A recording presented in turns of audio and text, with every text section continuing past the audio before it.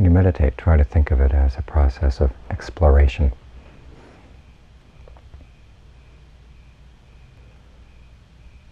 Don't have a lot of preconceived notions about what you're going to find.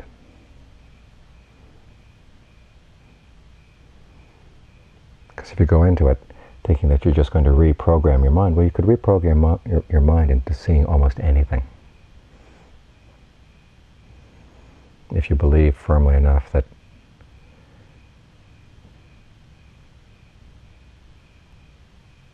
if you saw pink clouds all around you, that would be a good sign. Okay, you could make yourself see pink clouds.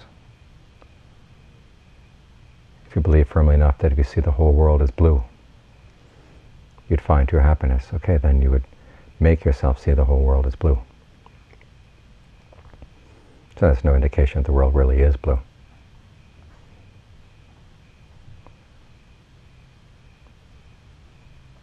So instead you're asked to explore. The Buddha doesn't give a lot of descriptions of the goal. He gives a few hints, but he gives a lot of detail on how to find it. It's like a treasure hunt. He says you go into the next room and you look in this particular way and you're going to uncover something of a lot of value. And he gives you a couple of tests for whether the object you find is the valuable object or not. Is it subject to change? Is there any stress? Is there any sense of possession? In that case, then it's not what you're looking for.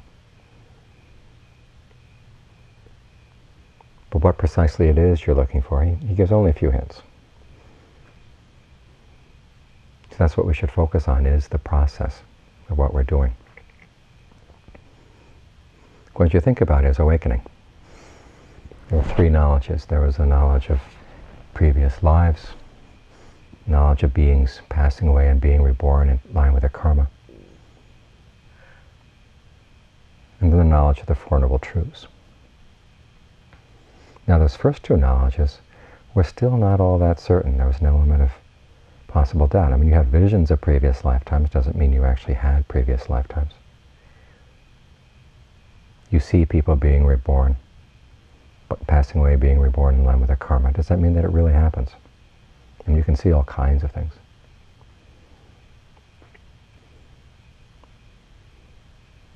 But the Buddha realized that the way to test those visions lay in that issue of karma. What people do. This is one thing you can know directly. You can know directly what you're doing. When you focus the mind, you know you're focusing the mind. When the mind settles down, you know it's settling down. When the mind wanders off, you know it's wandering off. These are things you really know.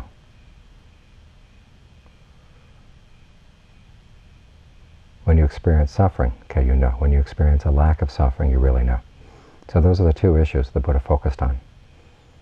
The feelings of suffering and the knowledge of actions. And he wanted to see, was there a connection between the two? These two are very certain things. No one can dissuade you. When you're feeling suffering, no one can say, that's not really suffering. You're not suffering.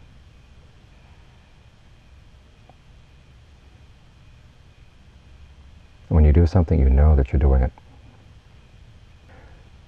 So the Buddha wanted to see if the way to test that teaching on karma was, the question was, are people's experiences of pleasure and pain, are they related to their actions? So he looked in the immediate present. Okay, what are you doing? What are you doing right now? He said, is there any relationship between what you're doing right now and an experience of pain or lack of pain? That was the question he asked himself.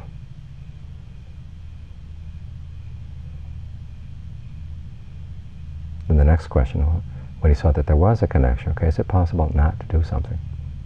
What happens then?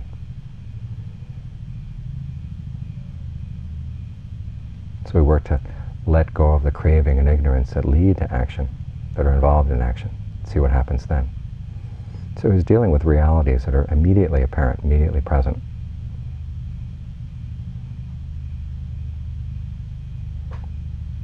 And he was running an experiment to see, okay, what happens when you do it this way? What happens when you do it that way? So he wasn't dealing in visions. He wasn't dealing in all sorts of strange perceptions. He was just looking at very ordinary things, the actions of the mind, and seeing what they resulted in. So this is what we're doing as we meditate here. That's what the focus should be on. We're not just sitting here waiting for enlightenment to drop on us. We're looking for an enlightenment into what are we actually doing right now, because it's amazing how much the mind can disguise that from itself. This is a tendency we've had ever since we were little children, to sort of hide our intentions from ourselves, because sometimes our intentions are not all that sociable, not all that admirable.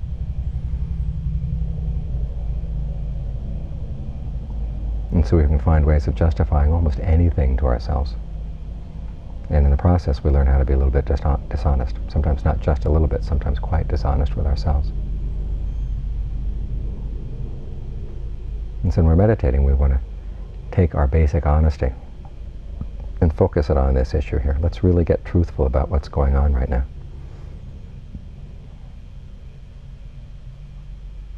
We take what honesty we have. This is not to say that we're by nature either honest or dishonest. It's just that these are patterns that we've developed. And we're trying to take advantage of our skillful habits to uproot the unskillful ones.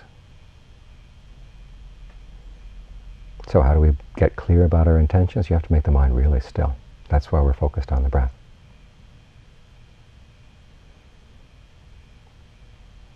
And so we give it an intention. Stay with the breath.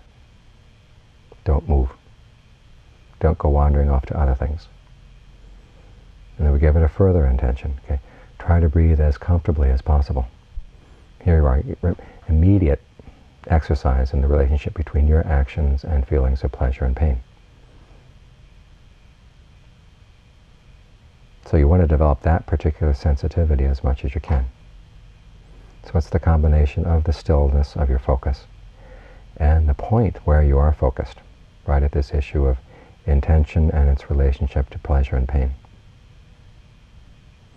This is why breath meditation opens things up in the mind, because it's focused on the real issues. The Buddha once said that insight is knowledge of sankhara, what they call fabrication. And fabrication comes in three ways. There's physical fabrication, that's the breath. Verbal fabrication, that's the directed thought and evaluation that gives rise to words. And then there's mental fabrication, your feelings and your perceptions. When you're focused on the breath properly, all these things are brought together. There's the physical fabrication of the breath, there's the directed thought and evaluation directed to the breath, and there's the perceptions of the breath and the feelings that arise from how you deal with the breath. So everything you really need to know for awakening is right here. And what is the process of fabrication? There's a lot of intention involved in there, and that's what you want to uproot. Because intention lies at the essence of action. So the Buddha's genius was to realize that the things we need for awakening, the things we need to understand the problem of suffering in our lives, all lie right here. And it's simply a question of bringing them together and getting a really steady gaze so you can see what's going on clearly.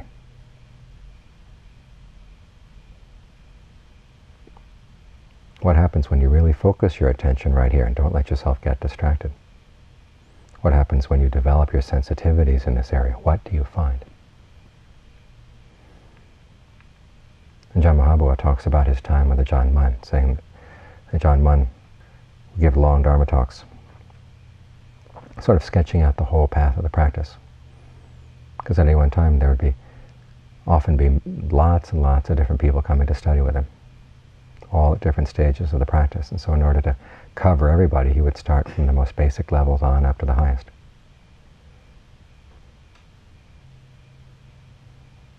And Ajahn Mahabua noticed that as he was giving his Dharma talks, he'd get to some really crucial parts of the practice, really important discoveries that would move you from one level to the next. And he wouldn't describe them in detail. He'd move on to the next level. Just kind of set up the problem and then move on. And he was mystified for a while. Then he began to realize if you explain everything in a lot of detail, people will come into those points with a lot of preconceived notions.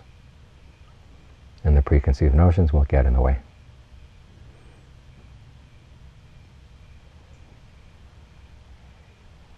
So the important thing about listening to the Dharma is that the Dharma points you. In fact, the word desana, which is the word they use for a Dharma discussion or a Dharma explanation, literally means pointing to. It points you to the places where you should look, gives you instructions on how to look, and then it's up to you to see.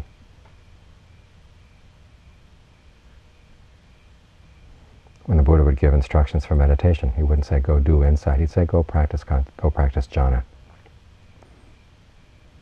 In the course of doing the practice, you have to develop tranquility. And the insight you develop at the same time, which you have to do as well. The insight becomes your own, because it's something you discover. You notice things that you didn't notice before. Because after all, what else do you think enlightenment would be? It's not that the skies open and some God comes down, or some light comes down from the outside. It's simply a matter of looking very carefully at what's already here, and looking to see what happens when you get your focus really well tuned, get it steady. You develop all the skills you need to see clearly. Learning how to look, learning where to look. But the actual seeing, when it becomes clear seeing, that's something you can't will.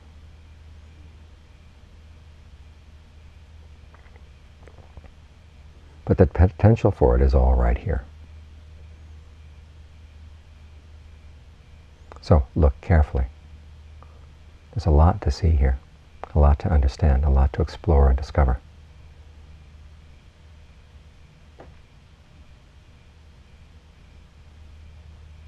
Simply up to us to want to discover it enough and to apply ourselves to what needs to be done.